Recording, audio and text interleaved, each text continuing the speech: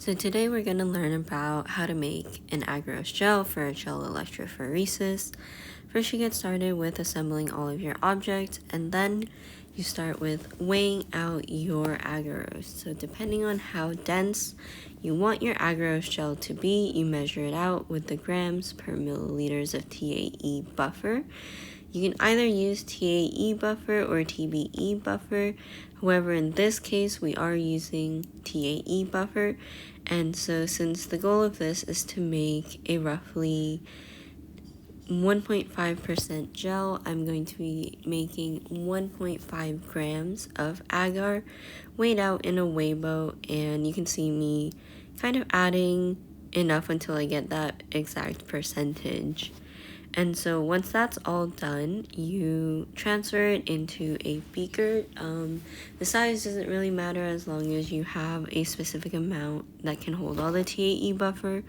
So TAE buffer is really important, and you just pour it into the beaker, and then now it goes in the microwave to be melted. And so the way that I do it is I microwave it in 30-second bursts of time, where you just check to see if it's bubbling or not, and if the agarose is fully melted, then you can kind of tell that the agarose is ready to be poured into a gel. And so this is the casting boat. What you do is you just pour the gel in, you make sure it's tight and secure, and then you put the combs in. And when the combs go in, that basically just allows it to set. And now you wait, and once the thing is setting, it can take up to 30 minutes, and there's 2 electrical wires, one red, one black. And so the red is positively charged and the black is negatively charged, and you never want to put it in the wrong thing, because it's just not going to be a good time. And so to set it, it depends on what your goals are, but for this experiment we're going to be setting the voltage to be around 100. And so now that it's done, you just carefully pull out the 2 combs, and you should have a row of wells. And so now you pour the TAE buffer into the actual well. And so this time, what I actually did, I accidentally forgot to turn it around, but you're supposed to make sure that it's parallel to the long side of the weigh boat. And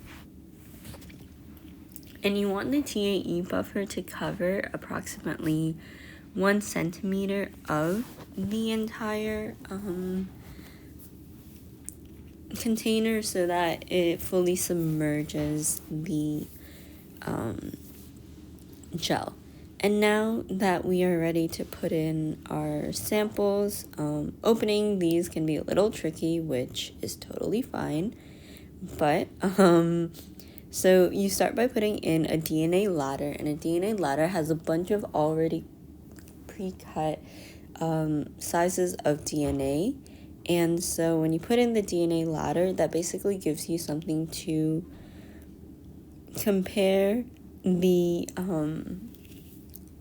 DNA samples against. And so when you open it, you always want to be careful with how you're using your pipette and your technique. And so a common pitfall when putting the DNA in is that you might puncture the hole. And so the way that I avoid doing that is I just get really close to the actual gel, and then I look at almost eye level, and you can kind of hold your hands, like you can hold it with both hands almost, and that makes you less likely to shake. And then once you feel like you see your tip is almost near the hole, you just press it in slowly. If you release the sample too quickly, that can lead to air bubbles, and it can also lead to the sample being pushed out. And you can kind of obviously tell that there is actual sample in there. Now we're going to talk about some common pitfalls when it comes to agarose gels. So if your gel is undercooked, you're not going to have a good matrix, and it's not going to separate DNA properly. If your gel is underrun, then that means that the bands might not separate enough. If it's overrun, you might actually run your bands out of the gel, and they might no longer be in the agarose gel, and they're just going to be gone. If you run your gel in the wrong direction, DNA is negatively charged, and so it's going to be pulled towards the positive end. If your positive end is nearer to the wells, then you're going to run your sample out of the well. If your sample is not in the well and it's just diffused into the solution, obviously it's not going to run through the gel. If you use too much or too little agarose, you might not achieve this separation. Depending on the size of your samples, you want to find a gel that separates it, but not in a way that the matrix is too thin and your samples are going to migrate too quickly, or if there's too much sample and you're just not going to separate it.